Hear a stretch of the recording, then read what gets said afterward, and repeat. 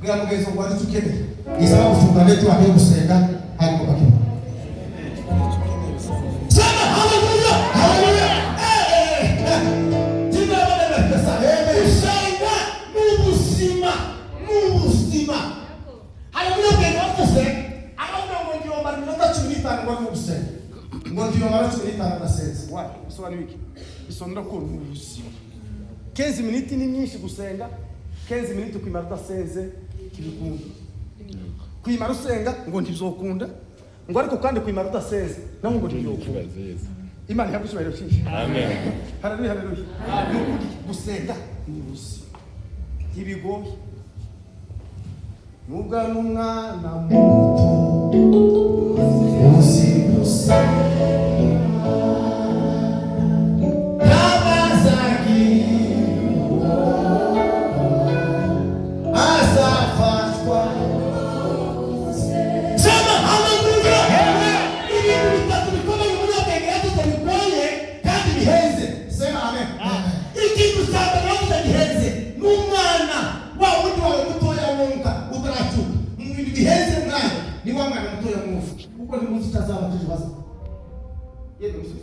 Amen. Natize.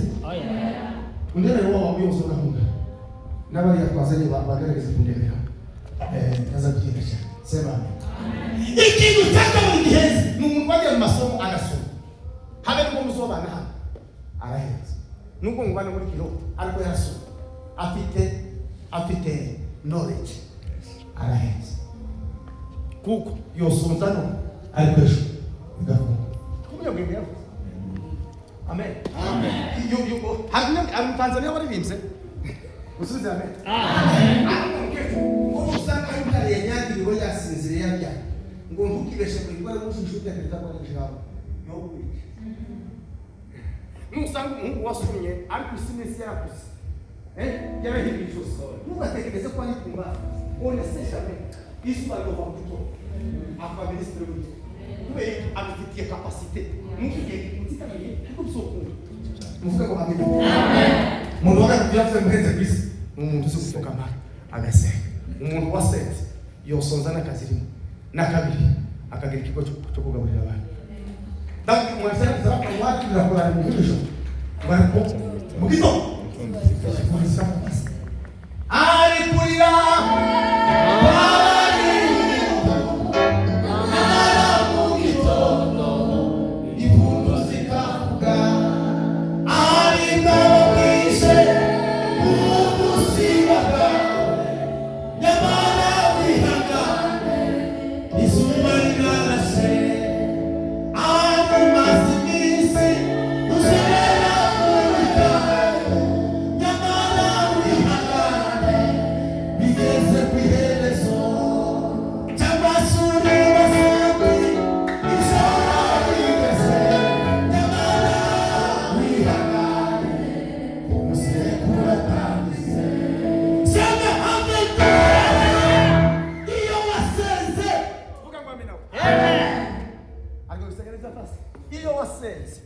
Ukumvima mubugi ikari ya mubugi ukumvima ndakurahi uzufana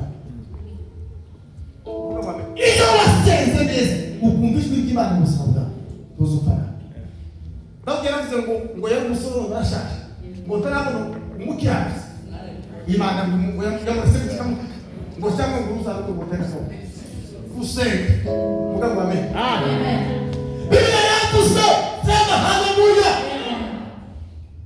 Twebwe ntabwo tuzi gusenga. Twebwe ntabwo dushobora gusenga. Haleluya. Haleluya. Twebwe gusenga byaratugoye pasi. Impamvu abashumba baza bashyira amatsinda yo gusenga n'imisi yo gusenga nuko tudakunda gusenga. Muvuge ngo amen. Haleluya. Gusenga ntabwo ari ukubivuga. Gusenga si ukwitangaza. Gusenga Muzamuri Imana kwiza Kristo. Sema haleluya. Gusenga si ukubivuga, gusenga ni ukubivuga. Apana kubivuga. Apana kufata selfie ngo wage gusenga kusosa. Gusenga ni ukubikora, si ukubivuga. Bivuga muhereye indani mukageza imbere abantu abantu bose abaturage bose ngo bamenya Samuel ngo yari umukiriya zo guhindeka Imana. Hise nyamaza kuvuga ko gusa ibyo yakoraga n'ibyo yavugaga byagaragaza ko azasenga. Reka kwigora, reka no kuvuga ibintu senga. Sema haleluya. Amen. Haleluya. Cyane haleluya. Haleluya. Gusenga n'ugusabana n'Imana. Buriya Imana ndiyo kwireka birenze uko musabana nayo. Habe umuntu usanga musabana. Musa mufitana amakuru yose kubera ko musabana. Umuntu musabana mwowe ukamubwira ko bari bifashe. Mvugishwe. Umuntu musabana n'umuronganye wo kwamubwira ko gasi yasize. Ariko umuntu musabana wotinda ko muruka ukamubwira amakuru yose y'ububi kubera ko gute musabana. Gusenga n'urufunguzo rwiza. Musubize ngo amen. Haleluya. Haleluya. Gusenga n'urufunguzo ruzakingura marena kize. Uzamwisaba tugakingura. Ugasanga muri ibintu bikomeye. Musubize ngo haleluya. Amen. Eka ni huti. Hanyuma niriye sengesho rishobora kuzana impinduka. Twavuze ko tuganira gusenga kuzana iki? Muri hangane. Uzaba muri bambizi. Haleluya. Haleluya. Yesu mwana w'Imana.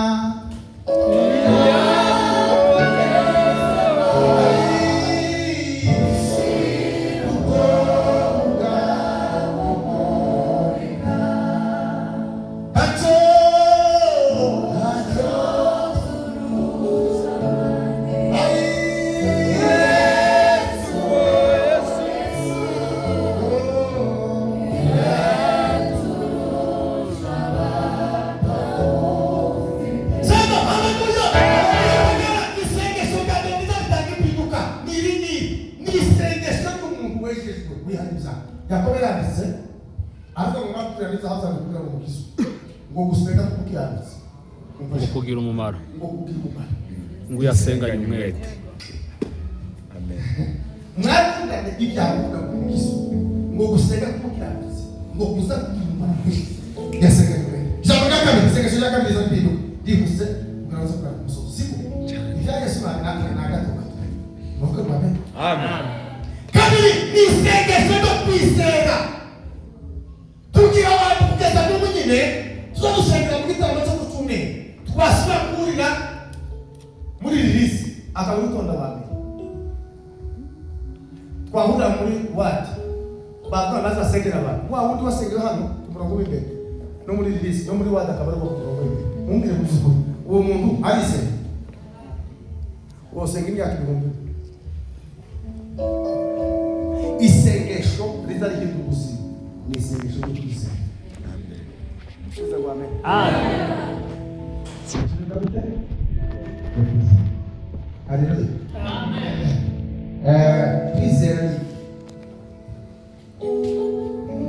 Kwizera ni kumenya udashidikanya rwose. Nukumenya ko bitazabura.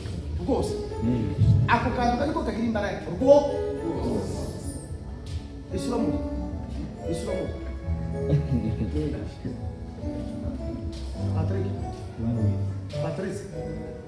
Patrice Rose. Ndio kuvuga. Hinda kwa Mungu ni sababu Mungu. Ni abana Mungu kwa sababu Mungu. Ni ndio kwa Patrice.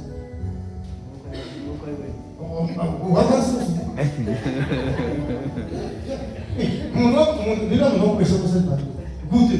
Mungu wao wanaovuka, wewe wasanzwa kusema kwa Mungu Patrice. Ariko asize amen. Amen. Ndasa kusema.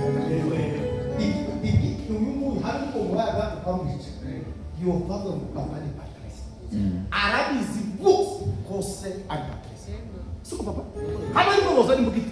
Vuga isoni nisha ni wa wundi yavuze tuvuga. Kuko umutima we n'ubwenge bwe uramwemeza neza kose ari Patrice. Kandi akimwe ta gihamya dufite neza kubera ko yaravutse amenya ko ari se amaze kumenya ubwenge. Mbere yo kumenya ubwenge nico yavutse. Ntiyavutse nyuma yo kumenya ubwenge. Yavutse mbere yuko amenya ubwenge. Sema amen. Amen. Ariko igihe yamumenyeye bakamubwira ngo se ni Patrice nawe byiyumvamo ari fieri ko se Patrice habe n'uwo mutera imbugita yovuga ngo papa ni Patrice arabizi rwose. Pwe buriya umuntu wovuga ngo aranzi. Sema amen. Amen. Ninduzi hano azamura ikiganza umusinezi no uriya nawe azi ko ni papa we ninde abimubwira nuko gusa yumva nyine ari fiere ko ni papa we ariko se ninde abimubwira iniko yabisanze amaze kumenya kiki ubwenge musize mawe andapo mbandi abandi bari hano umuntu usinezi akaba kuruka kuri Alex niba uzi kuri ari Alex usengera Kayore ubazo mu itsinda y'abayumbe mu pastor ntabwo uzi neza unzuko ariko ntunzi rwose.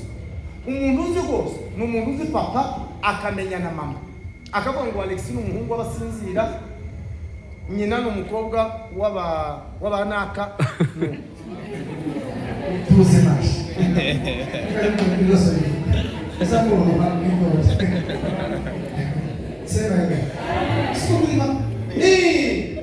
neza umuntu uzi ko papa ari gusinzira yego niwe nje gusinzira tuzagomba kuvuga mukanisa kubera ko ko ndabigisha kwizera kumenya rwose kumenya ikintu utagishidikanya gukora icyo ukizera neza ko ari cyo iyo usenga rero ugasenga wizeye ko iki kintu dusengeye hano tubwiye Imana ku Mana keneye ikintu runaka ukakivuga mu izina rya izere ko cyakirwa bw'Imana izabikora rwose kuko wizeye ko ubwiye ari Imana. Amen.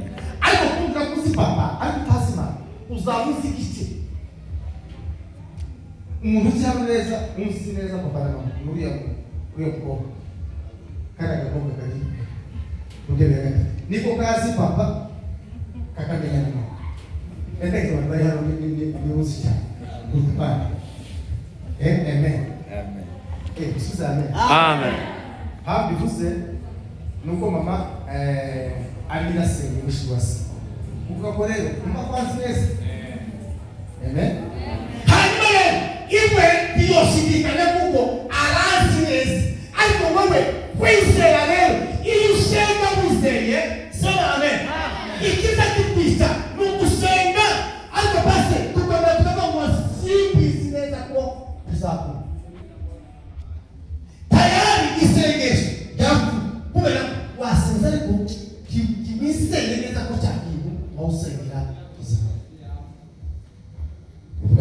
amen. Isengesho ryo kwizera rero ni isengesho ribanza ripinduka isengesho ryakane musubize ngo haleluya baba sema haleluya amen. Ni isengesho ryo gutitiriza mvuga icyanditswe sinavuze kuvuga isengesho ryo kwizera riri mu bantu bahimbaye igice cya 14 umurongo wa mbere. Isengesho ryo gutitiriza nabwo muraza kubisoma muri Mukamakuru yaba umugore watitirije amen. Turi mwana musubize ko haleluya amen. Isengesho ryo gutitiriza rigiye imbaraga uhozaho gutitiriza sokozaho niko guhozaho niko kumva ndetse ko gusenga udasi mu gitondo senga umugoroba senga kumanywa senga ikadufite sose mwanya washize we ijambo rya kane ni amasengesho yo kwibutsa Imana icyo yakoze ku buzima bwawe. Haleluya. Hakuri tubangize abavuga ngo bariyo migisha nona ngwiki Imana yakugabye akiri ngo basa ngo Imana tusige numwe ngo ni nyinshi kandi yo gutaka musubize kwa amen. Iyo rero usenga wayibutsa ukayigira mu mama we wa mugoroba narakumonye sema haleluya amen. Hakuri tubangize abavuga ngo imbere yacu hari atusumisha bitura muri ngo hirya no hino ngo ndanziranya muri bikezo byo gusenga abasirikare bageze rumwe ko muri bukaye mukaza mu ngiko yesu kwezi ko muri kota iyo wibutse Imana ukaze bw'iki Imana yakoze ko Dawudi yaranditse ariko muzaza Zaburi ya 72 umurongo wa 14 yaravuze ngo zaza nyibutsa abantu ko bibite Imana yakoze ngo zaza kwira abantu bitanga zaza bazakera ndazibutse kuri Imana muzamuri Imana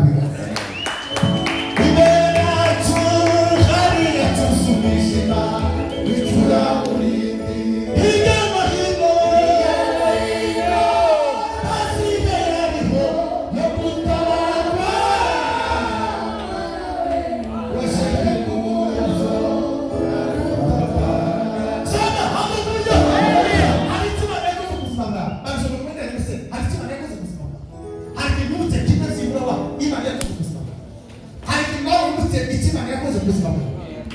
Vuga baba. Amen. Mungu ni yule. Ndani ya serikali. Amen. Vuga ngo amen. Amen. Jewe nagize ingwara tirakira. Mihanga. N'ugutinda cyane tugatute. Tirakira n'ugutima mihanga. Ndacyari. Izamuba ariko kuba kumushizi cyo hamwe mu kazi. Aramuze ko muneze mu kazi. Mukabande no. Musume bana ndibitaye. Muvuga ngo amen. Amen. Let's do more. Usumani no surprise butaye. Nós então ikigakiria no Rwanda. None warangise bana mwe nabita no passa. Vero kwina nawo musikwa hawo kwabaye. Umukesho. Ngo baraye. Ariko gihe kwatu musikwa buriye bere bwa mu gitaramo n'abakadola badamayize n'abakaregeya. Kwaza tupa inyabira tukaza gutarama ikanombe n'amaguru. Twasa tukasura n'amaguru. Umuriro watse kujya ifumbi ingwekira sirere yakobutse. Ubusenga ngiza kuzamuhindura. Ngira mwezo bihangana n'uzohimba. Ihangana nesiye ngafukunda. Tina mwana kwesa. Amen. Bato azisipekire nisogesi yamandazi. Ivore yawe umuntu uzamabaka mwisi. Abase umusumu.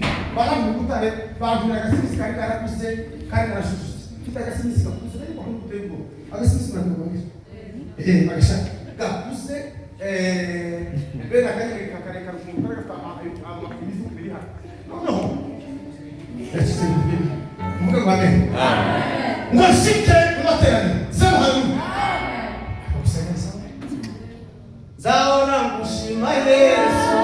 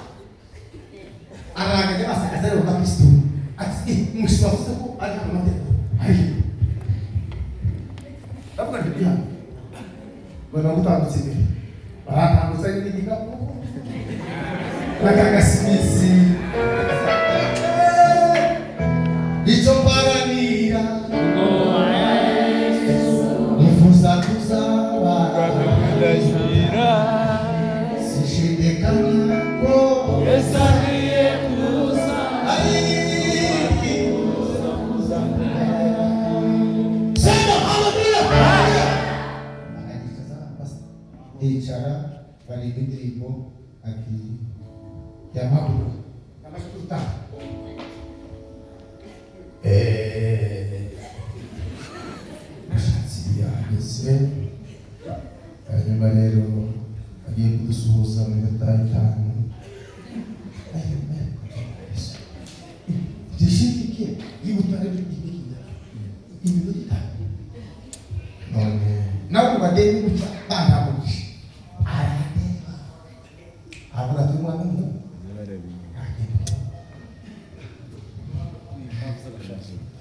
uga ngo busana kw'Imana. Amen. Nasaze arimo kumesha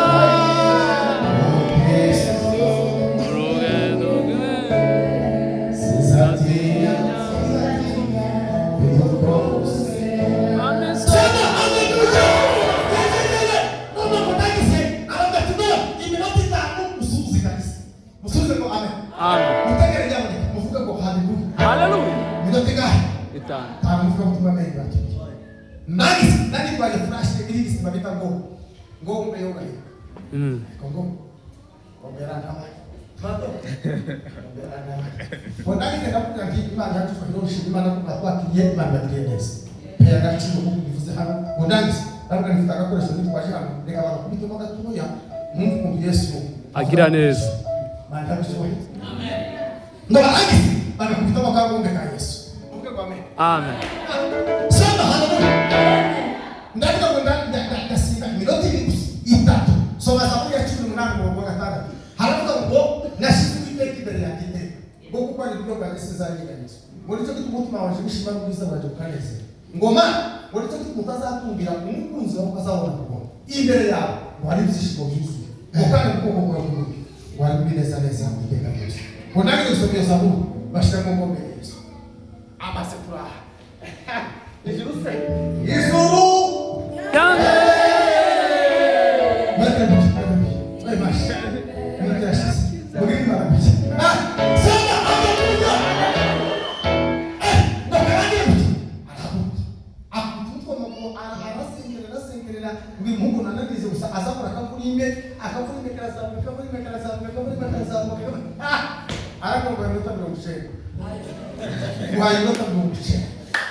Giri simeta mkuche. Kani barani aranja basi impamvu alikosa kuja. Na kulete mwoneo kumbaba. Ndapo kabisa ndokuzosa. Umushaji. Washe kusa. Kani baraba. Siona mama ati oyo satani ga agaba dayo. Baza kumushinga basi kimama ugacho. Cyane. Use. Ufunguzi. Bila muneza muri bazi shaka kubona mu mwaka. Senga. Sama haleluya. Kusenga kuzaniki ipinduka nikamwambia yenda pia wangu zamkiriza hadi unapimifati zamu ya kuja ni bado Mungu mnyamurenge Elvis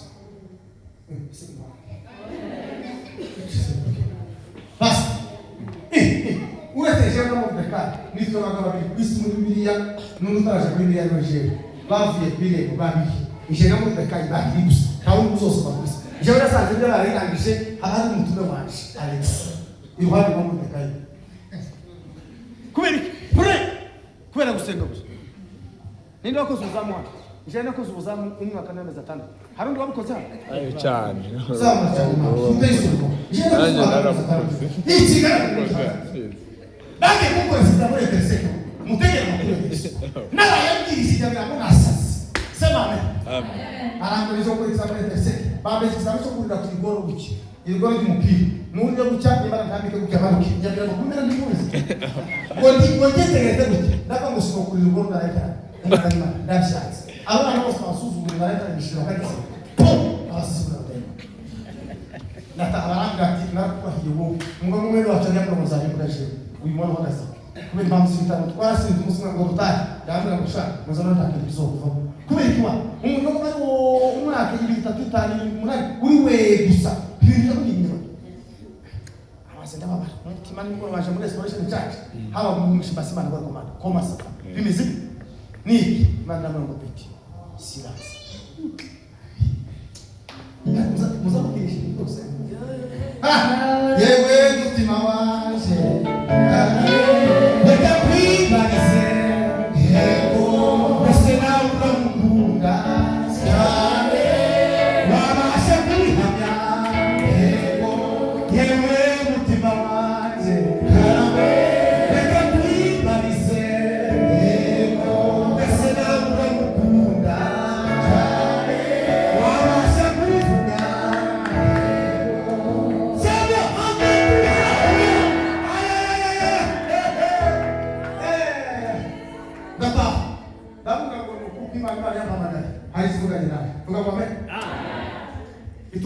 ndatsirwa na ituru ya kabiri pasta ndo mbona biranze ituru ya gatatu jamwe keke security bampenza akazi kuza ndagakora baje n'ahantu kumamo kuri ministeri kuzura bahaza ibaro ya migration kuzura kudero akazi kuzura kakefuka kandi muri tano kwasasa amaze musumwe musubize ngo amen Amen. ngiye gusoza ndavuga ibintu cy'icyo nabiri gusa ndanganya amasubizo hari hepfo ndaravuga bikeye simwe mwamwe muze basi simwe muze habe mwagemo nuko twatura kera bakobwa hitwaka imbere y'imana twatanga muhungu nta muntu ujya mu twatanga Niyo worya nta kibazo. ariko no gaho no mara fetse no gigo tumukere Mundo mara na fetse mu mujyi mu yaba ngo cyane Muze turagaburira.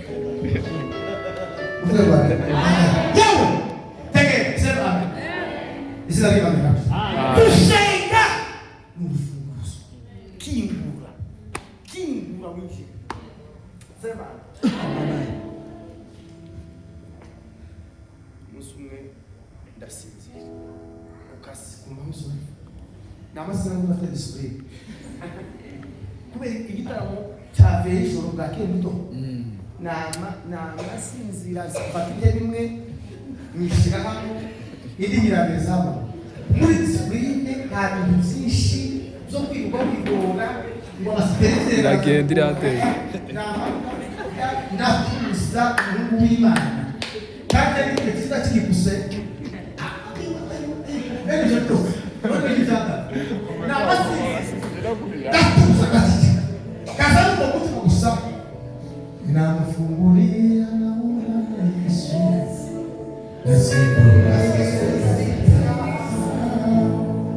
ninamufungulia naona Yesu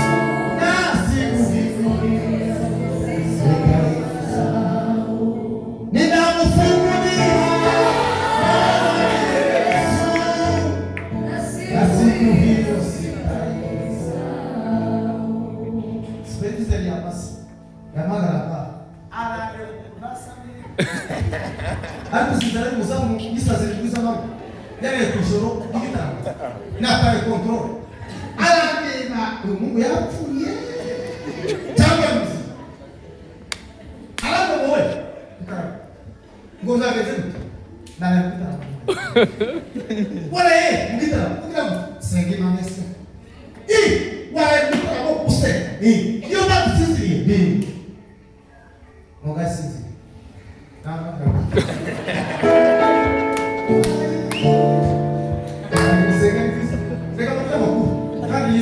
niba ari igihe kitari amahoro ku isi ndakura imana niba ari igihe kitari amahoro ku isi ubusore niba ari igihe kitari amahoro ku isi ubusore nta mpamvu ngo bazongera gukana ikitegerana aragenda akunda ati kanguka none amama yabaye namanyi akajya kudagenda mbungu kutamaza maso ari mutwe ariko nari twitata ko bivanze ikintu bita inzara nukubi bari yari nakaka gasozi ko cyane kubera ko hayi mama tahanze gusigiza ikibango gushaka ikintu ukaba uyangana usubashirize n'ubusitaje ngo namanumva amaraka namandi asanga hayicura mukanya ko musuze ngo natizaze nuko se game songs sema haleluya kandi sizoga kuno kumihangana zoga kukade neve biti Zogaruka. au kuna mbande kusoba gore zoga kwa bitije muvuge ngo Amen. sikakora wabi wa yito kwanza ndakwatize no ngo ndagize kwa mukanya cyo ngofungu ipa amabo ni usikuriki araisha ni yakija kwa nyine yakingura hapo kisipo kama usangao urwaje kwa elimuzi at least wajara ishi yasasi atari ngo urashobora tigeze pa nubire namende ati wareje tigeze pa ati washobora na ko washobora akora kofi ambezi no tele bita muri deri mu 2000 nari yari hari morenti hari mucyo ni bindi hafu gaho muvuga ngo Amen. ni kwita hano ndavuga ati naho manuka namaki yamuka kirangaza umuryango ugenda mpita mu kabagari buriye uze kuboneza. Ndavuga nti amafaranga y'umusaza yo kuja mu kabagari reka cyane cyane indazi kingana n'utwo wihenda. N'igikombe cy'amata cyasimiwe cyakira kiza cy'umuto. Bizabiyarije kuzamukanije. Cyane. Indazi k'ibintu byose kingana. N'igikombe cy'amata. Ngo nangize inzara mu birashize. Mugari gushira ndaza. Arabaka kibiro hano. Ndagira musanga mu office. Arabaka ko izukuri. Ni ikibazo cyo gufite. Aka kazi niwe ba selection mu gihugu bagweza kaza kuzana. Mu mugari k'ubuyobozi. Hano hari yakiyoteka ya nyinshi. Wo kora kazi cyane. Ugakora cyane. Mugaba. Amen. Yewe mutima wanjye. Amen. Reka kwibarize. Yego. Sana haleluya. Muzabura ndigaza misina guys. Atukuze. Arakubuza kutonoza za misala kazi. Aburinda my friend. Muteke imana. Muteke gusenga.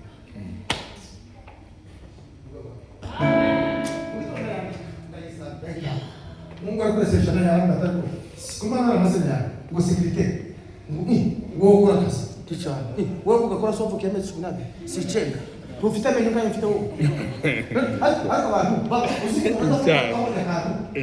Hayo anakuwa mshuma. Yes. Wewe kisibabu ziki. Wewe unataka. Oye, ndio ayaki sasa arakusho. Ninde mno wewe kusho. Kwa kwa kuja siku. Aba na wao. Wewe kuja siku. Azana kulipa lakini no ndio Ishara na mzungu hata kwisi nuzo bazana. Kwa kutanga bado sio kumpa. Umshu uraptani huo. Wako ziki. Wala kwa nini tu. Hasa mgira sasa kulimwiza. Ulimwiza siku tatu. Ndio pesa kitu kulimwiza kwa bara pesa bara kutaka bishi. Ha mtu kwisi. Hadi mtu sasa ndio original. Nuno na fotokopia. Ni sawa. Ndio basta sasa. Kwa kusukiza. Secret la Bali kama sana nguvu yote. Wasa subani. God. Chuni. Hata tamepa. Usipo na basta sema tunapata sana. Toka sana mko. Kumbe akamaya kama makara. Kushara kunzi. Jara kunzi tena. Harumo kwa mbele mambo ngosha. Kwa pasa ngosha. Mungu magazine niki kwa magazine. Kuisi chana kulia so. Magazine za. Kuisi isi. Yes. Wangara kusikolo magazine za. Isi. Ngoja shengo futa sponsor. Kifuzi. Bali kwa nani kabula? Mama kwa gazeti. Basi. Bali kwa peka nani kabula? Bali kwa mtu. Kwa kushiki kwa tunasema. Jadi tekeleza kwa kutekeleza. Kabla kisema mtu samu. Sema amen. Amen. Ego. Kiba kaza makangara. Yes. Kiba kaza makanga. Protect your device, my friend. Isiza nagatimbi kaza ni mboga sana. Yuko kwa kama nitaki kwa kumboro. Amen. Wewe wamba Mungu bila basi. Kama sana nguo ngo fitibitenge bitanda. Uso zaba na musumo tara musumo. Umuntu ukanga abo ndakusha kusema. Ariko ngoga na Mungu.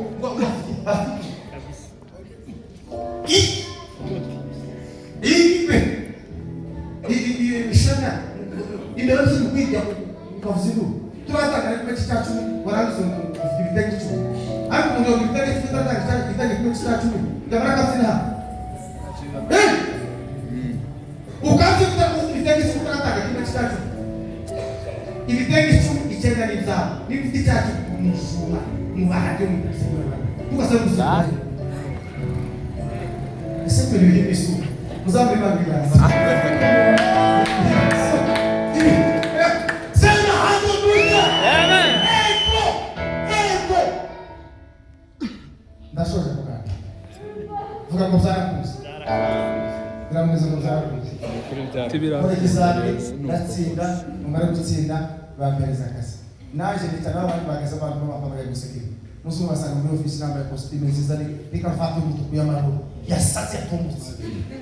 Ikiwa kijaki ngo bakuta masakuta narangaje kugira ngo ndani pasakuta musa. Bisa kuna my friend. Iyo base bisa kwa kukingura shaka. Si bali mwalimu kwa mkutano susu. Senga. Iba na kayizere kuna kutungane waranzi kwa mungu. Usomshiki kitanda ni batorani. Mumaro ngori kiyo. Kwa hiyo kama shuka kukuli kitanda.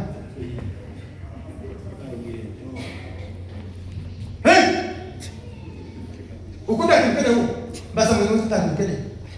Kakipele huu. Senga! Soma haleluya! Mukesi, nani nikamwe ofisi kile yake. Kipele nani? Mungu vitolera. Tamu.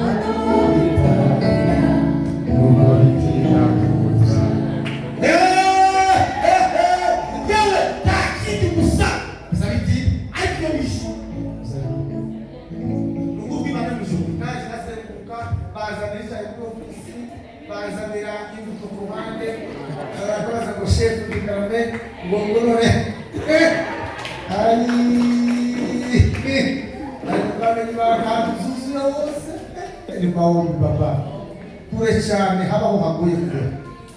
Ni mafi. Niba ahantu hagoye kugera vuba, kwihu, niba ahantu haza hihuta kuruta imodoka. Niba ahantu haza hihutisha ikintu vuba, igisubizo vuba, nihari kuruta imodoka. Mana yakishoboye. Kusenga nasoje n'urufunguzo musubiza ngo haleluya. Inyungu zo gusenga, inyungu ya mbere gusenga kuza kwinjira zananiranye. Ikintu cyakuranye mu buzima senga kizahinduka. Amen. Vuga amen. Amen. Say amen. Amen. Sinabwe kuna mkobwa ajana wo gucuba. Imfura twayibanye nyuma y'imyaka 10. Imyaka 10. Ariko turasenga. Amen. Subiza ngo amen. Niba mutara ufite ikibazo ndakubaha Imana yakoma. Senga. Nabizo. Kabiri inyungu ya kabiri gusenga. Gusenga kuza kwishyitsa umuntu mu mavuta. Sema haleluya. Musubize mashi. Amen. Gusenga bizazishyitsa umuntu muri yanoti mu mavuta agakomera akagira imbaraga akagira amavuta y'Imana. Gatatu inyungu ya gatatu gusenga kuza guhindura ubuzima bw'umuntu uwo ari we wese. Kane gusenga inyungu ya kane gusenga. Gusenga kuza kuzana igisubizo cyihuse. Vuga ngo haleluya. Ni musawe. Gatanu gusenga kuzamura umuntu kukamushyira mu rwego rwiza. Gusenga inyungu yo gusenga gatanu kuza kuzamura umuntu kukamushyira mu rwego rwiza. Inyungu ya gatandatu gusenga kuza kugira bikabaho. Subiza ngo amen. Usome Yesaya igice cya 48 umurongo wa 2. Urasanga yuko kujambo cyaka bijyanye gusenga kuzakumara ubwoba. Zamuri 34 umurongo wa 5. Gusenga kuzakumara ubwoba. Ukumva ubuzima burundi. Ukumva abantu bahangayitse mu buzima. Mu kubera ubwoba. Impamvu bari gutandukana umugabo n'umugore. Mu gitondo y'amakuru. Ese twabyumva. Nabwiye abahungu bari gushaka ubuyi mutegekasha. Twebwe n'abamuzehanye. Twarashakaga twaragiye gushaka tugakunda. Naho mwebwe muri gukunda mbere yo gushaka.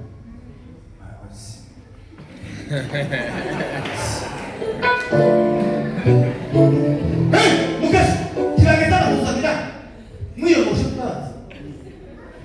Wowe wakoze fiança pasa. Chega passa na fiança passa. Passa kuyo sio fiança yo. Agora wakoze fiança yo ngore usha munitera wapi.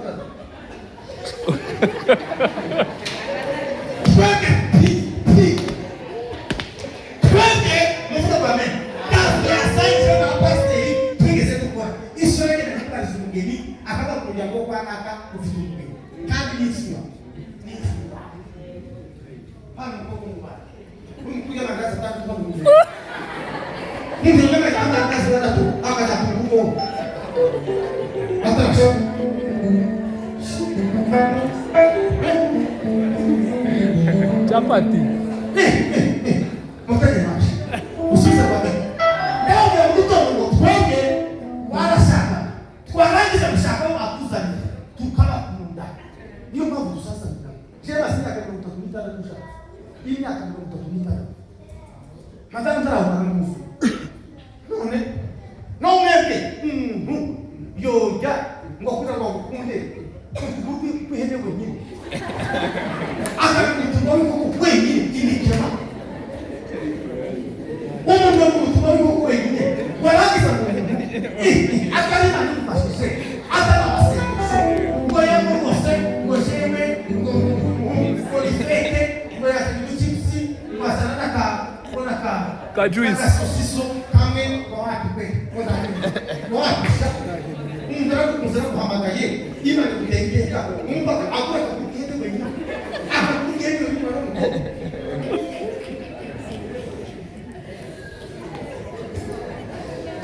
twiste mama na raisa leo chakini wakuze wakukoga ya kuteka kakubele ako ya kuze kukomza akukundie boss ile mimi na bayo kwa mito umungu mwele wachana kwa hiyo sasa mito na kwa yasha kumboga hata yana mkoga mwelezisha mito na mazungumzo icha breakfast after class aje mshukuru Mungu mkoga kama mwicha hii mkoga anatekeleza asije kitu aragaruka namwe gushaka class muri ndataho ngoga kwitegereza ujambo ugiye gutugaruza urukundo rwa Kristo yaje live mu watangiye araba kompone unyenyekevu fativa alisi ndio mama wewe Kristo yaje kasi ni bileje na nani heze kose amsuri manganira ni manese ya mama imama ni vraiment nani deshe nzoshaka saisi yaje ayibingi kwa jina la Yesu.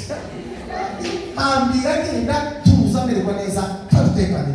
Nuko bafata ivarisi n'abana. Arata. Umuntu arashaka umugara mufitano kayo. Sio mbali usoza rubere. Arahira kuri size yaje. Nukubere habanje undo habanje bibiga. Ngo mafuta na ko tavuku. Za baby. Kaka kugene niko yaje kurikije.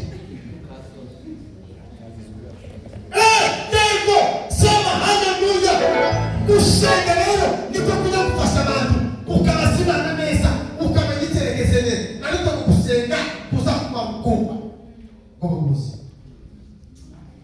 umugani kusenga bizati ukanda batayimuni abatayimuni biyati abatayimuni b'amapepo mutazi yapfuye nabyo umuntu ushaka umugore umuntu ndakubwira ko kiba ushaka umugore les mêmes jours uzobanza ushaka kurabaza muri wabo kuko ngizi uko mbabaza batekerwa bantu senga ko twaza tubi senga basi kuzo man uyu mukobwa nzanye abazi wo kwanya kuna setu ndabachanga kwe muri munsi sitakeneye po kasi niba umukobwa cyangwa baraza umuhungu tuzo bavuye niba umuhungu usinzira utaza amapepo y'iwabo cyangwa batayikora iwabo ariko uswasamye gusa kuba kwa muhe tuza amapepo n'izimbaza baraguza tuwaseze ko bashishimana abayinga biri ngo kwanza ngo wowe musinzi ngo babafara ko mbiye kwa ahanda zoje aya tinde ni makeya biaza kuheza kwa ko wanyu kwa musu bagaranga gushekerera aburaga akabuhe azosaka kure kwa yeye anajiona kwa nuka kubebeleza yashise uvuge ba umfa mwana ku isenga kusenga kwindura umupango w'Imana apana wanabayimu mpango w'Imana imu ya sense Imana itanze gahunda muzamusenga Imana kayimu ikintu cyacu gusenga gukora imisozi uvuga bwa amen gusenga gukora hiki imisozi ana sense sema amen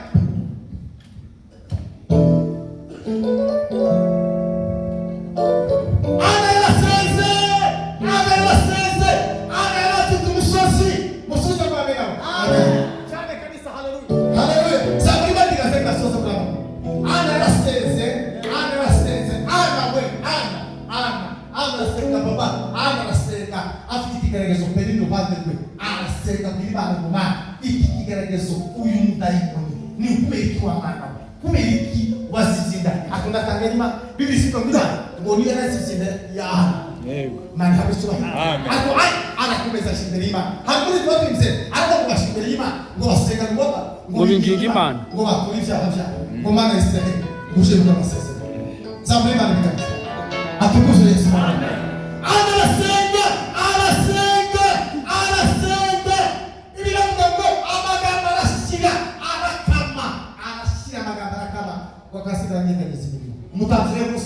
ategereje aravuga ngo wa mugore uzageza ryari isindwe ryawe uzagera ryari gusinda wowe utazunguka aravuga ngo umugabo w'Imana we ngo sinasize ngo urasuka amaganya yaje imbere y'Imana ayiye Imana itagusuka umugabo w'Imana we sinasize ko ndabw'Imana iri ku mutima wawe Biblia tukiye gutaka mu rwego rw'akiri Mana nivo kuseka kwa eriko mugisha muri komera aramubwira ngo ngenda amahoro Mana genda amahoro Mana ubiteka Imana y'Isiraheli ngo guhereza izo wese byose umva makuru genda amahoro Imana y'Isiraheli guhereza izo wese byose kandi ikidufasha gusenga niki mutendo gusenga niki ni gusengesha Mungu